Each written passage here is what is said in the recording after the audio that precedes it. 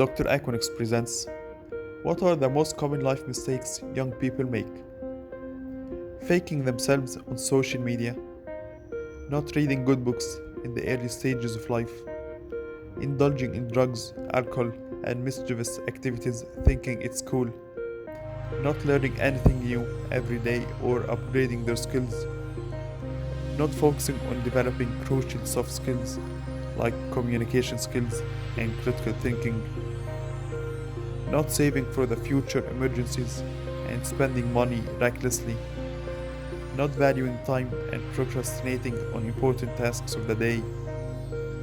never practicing discipline in daily life, being afraid of failures and sometimes even success, not being grateful for what they have in life, constantly comprising their values and not standing up for their beliefs, only daydreaming and no actions,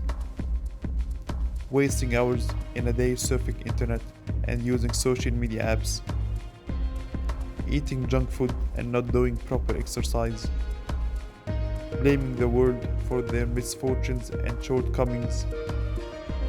arguing on silly things, always criticizing others and never appreciating good things in life, and finally, not planning ahead in life.